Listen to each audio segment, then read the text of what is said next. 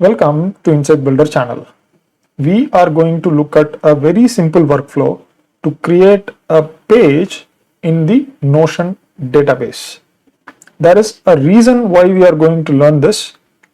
That is because we are going to go to a next video where an AI agent is going to be used for creating a list of YouTube titles, and we are going to write that titles to the Notion database. That's what you're seeing here.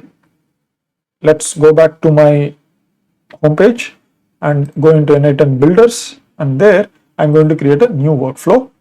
I'm going to name it as goal 9a Notion integration. Right? That's going to be the name, and I'm going to create a manual trigger, and in this manual trigger I'm going to add a data point. I'm going to click on this pencil icon. I'm going to remove the existing dummy data, JSON data. I'm going to remove that, and I'm going to make it as this is a test title, test page title. Right, so that's what I'm gonna name this point. After that, I am gonna save this. I can actually do the test step. So here it will ask me to unpin and test, so you don't need to do that. So next, go back to the canvas and save this. What we're gonna do next is very important. So we are gonna click on this plus sign, and we have to connect to Notion, correct? So type Notion and click on the Notion node. You will see there are multiple actions that you can do in the Notion node. The action that we want to do is create a database page. So click that action. That will create a node. So if I go to the canvas, you can see the node is already created, and I need to attach it to a Notion account. So to attach it to a Notion account, you have to create a new credential, and you need to get the integration secret API key from your Notion workspace, right? If you have any questions on this particular integration API key, do leave a comment. I will provide you the details.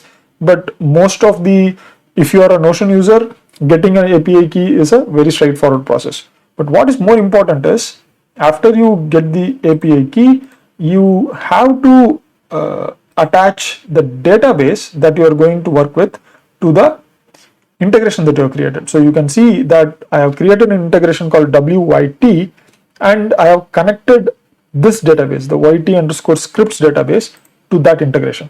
This is very, very important, right? So let us go back and continue here. I am going to use the resource called as database page because that's what going to be changed, and I am going to do the operation of creating a page.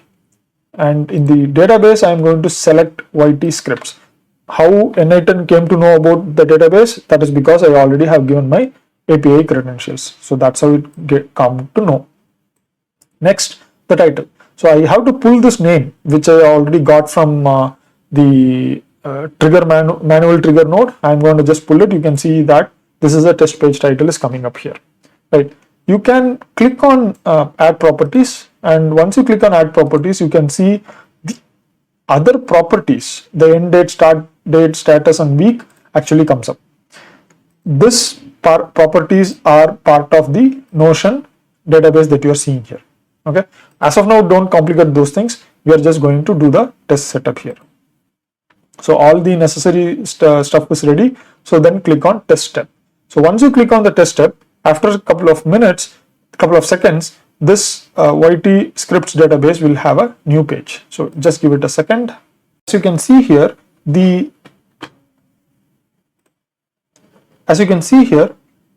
the Notion the page has been updated inside the Notion, and it has got a response back. You can see that in this area.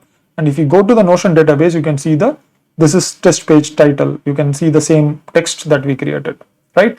Now you can actually see how easy it is to create this kind of an integration. But understanding this basic step is very important if we have to go for something bigger like this. Why? Because if you don't understand that we have to go and update the database with one page at a time, you might actually miss out this entire loop. So we will see more about this in the next video. Stay tuned. See you guys.